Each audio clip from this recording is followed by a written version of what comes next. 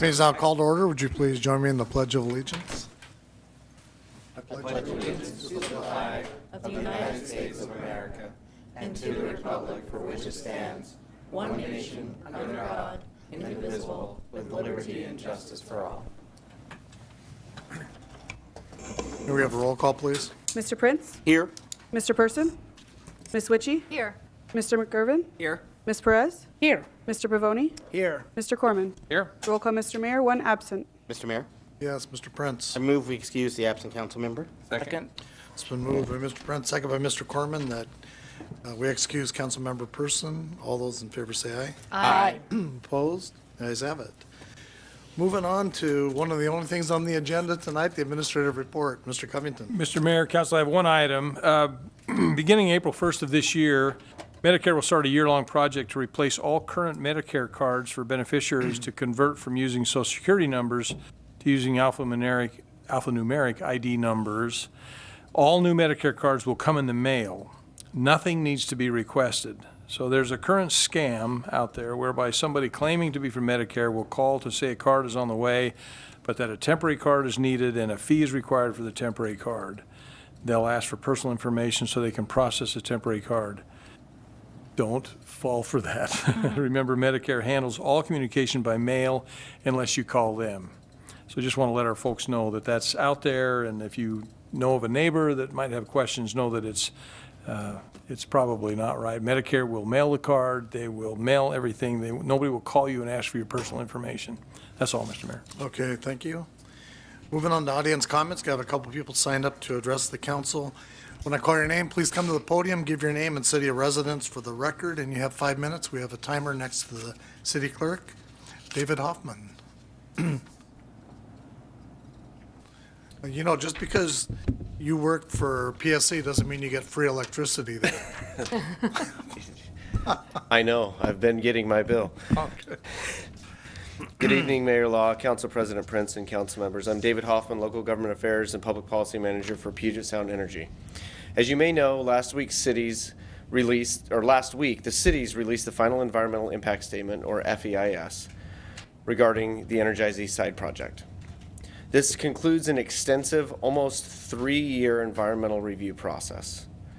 With the FEIS released, the Energize East Side project moves another step closer towards construction and a more reliable grid. While we are still reviewing all the details in the final EIS, comprised of over 4,800 pages and including over 1,000 comments, the EIS affirms that the project can be safely built and operated, and that by replacing poles and wires along the existing corridor, we limit the impact to Eastside communities. We appreciate the thoroughness of the analysis conducted by the partner cities and the EIS team, along with the comments shared by community members and other stakeholders.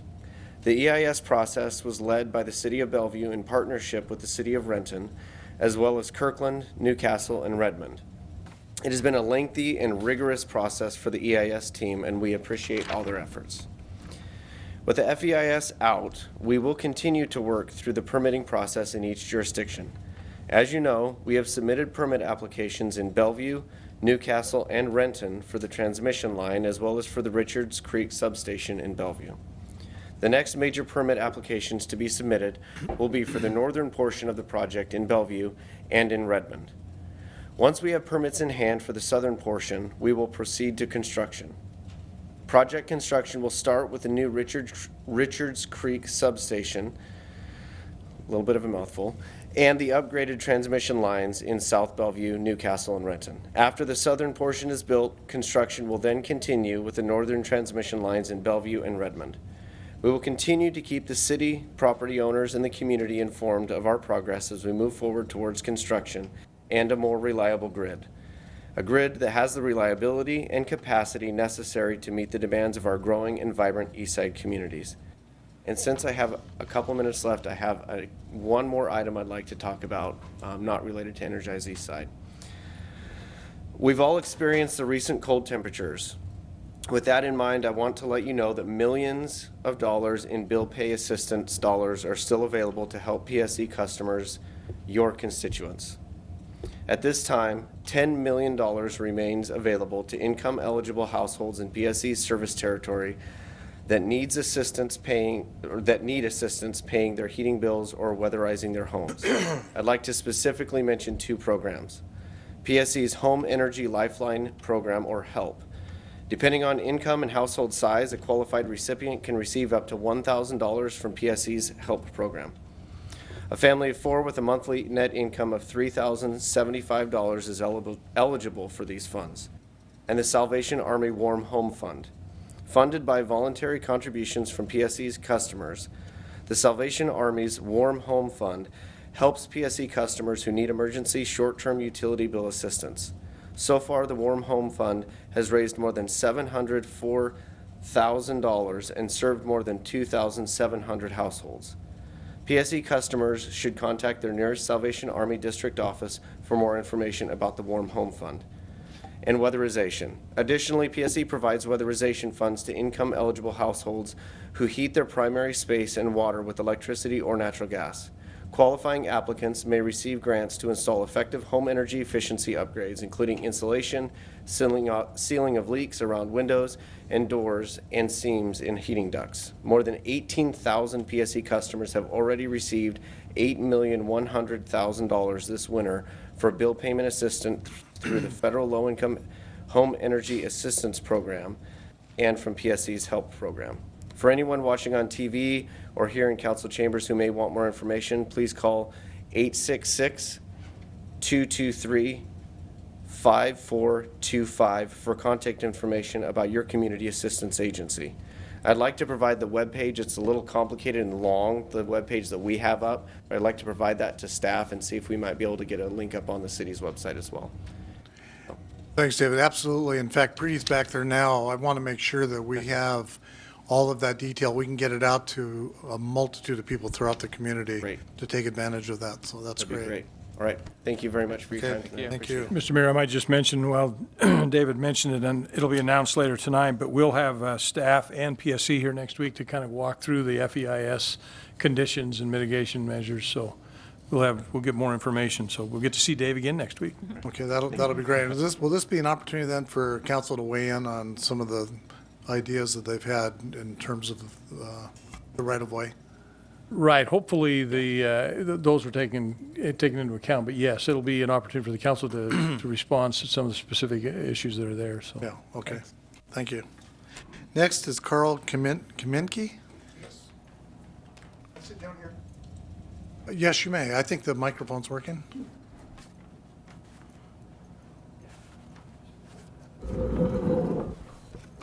Thank you. I have a complaint about the Vapors Lounge on South 41st Street and the amount of noise that they create when they let out at 1:30 on the weekend nights. I'm sorry, what was the name of that lounge? Vapors Lounge, Bandito's Vapors Lounge down here on off the exit off of East Valley. Okay.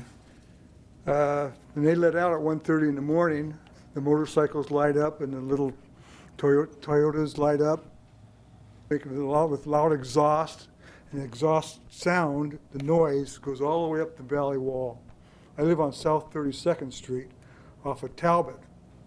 And my whole neighborhood is plagued by this noise from 1:30 to 3:30 in the morning. It goes all the way up to the Benson. And it's just continuous when the highway's dry and it's a nice evening, which happening around here more often. They just come out of there and they just rev them up. You can hear them racing back and forth between 41st and 43rd or 180th, Petrovisky. Run back and forth between the Vapors and then the 7-Eleven on East Valley down there. And it's up and down 180th. And the noise is just terrific. I mean, you think they're done, and then they just continue on like 3:30 in the morning. We called the police, and they said, well, you don't have an exact address. Well, what the hell is 41st in East Valley? And it's just getting to be really bad. People are moving out of the neighborhood because they lose all this sleep on their weekends. I don't know why we call the police, but, they have a lot to do. They had a great big thing a while ago where they had all the police departments, city police from Auburn, Kent, Renton, SeaTac, and they got them all at one night. Well, they were back the next week and laughing at them, making all the noise all over again. When you get you're half awake and you hear all this noise and you think they're done, you go back to sleep and all of a sudden they start it all over again. It's just, must be, I don't know how many there are, but there must be 40 or 50 of them making all this noise. Get them for excessive noise, illegally disturbing the peace, trust them for DUI, under the influence of drugs. Do something to give, and make sure they keep moving, keep them out of the area. It's really getting to be bad. I mean, I don't know what I can't do anything but come here. I've tried talking to the officers. They feel my pain, but they have other things to do. But I'll come to you and I'll ask you. I've lived here for 26 years and we didn't have any of this trouble until the vapors came in over here. And they'll have a big clubhouse they go to and then light it off when they want to go home. And then that just continues on. You hear the motorcycles go up 180 past the hospital, and they're dragging it out as far as they can in each gear so they make the maximum amount of noise. And it's really awful. I put a sign up there saying quiet hospital zone if they went through there at night. Arrest them for disturbing in a hospital zone or something. I mean, they're just nasty. Yeah, we fully understand your concern, and you are not the only person that has experienced that. One of our deputy police chiefs, a council member, we have a number of people that are just inundated with this problem on an ongoing basis. Our police department is working on an aggressive enforcement program. They kind of rolled out some of these ideas to the council just a couple of weeks ago, and so there's going to be a very aggressive, comprehensive approach to try to deal with this issue. But I'll pass along your comments also to them, and I'll have them get in touch with you to let you know more specifics about what they're going to be doing down there in terms of enforcement. Appreciate it. I mean, it's just really Yeah, bad. it is. Yeah, we agree. Well, at least we agree on something. Yeah, Thank you very much. you bet. Thank you. Yeah. Okay, moving on to the consent agenda, we have 3 items for council consideration. Are there any items that council member would like pulled for discussion?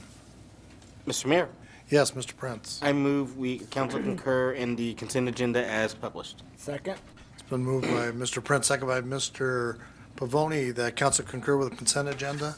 All in favor, say aye. Aye. Opposed? Ayes have it.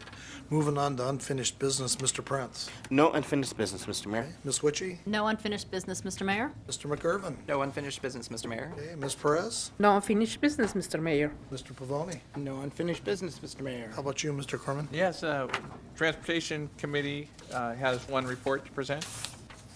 Okay, this committee report is regarding a supplemental agreement with Parametrics.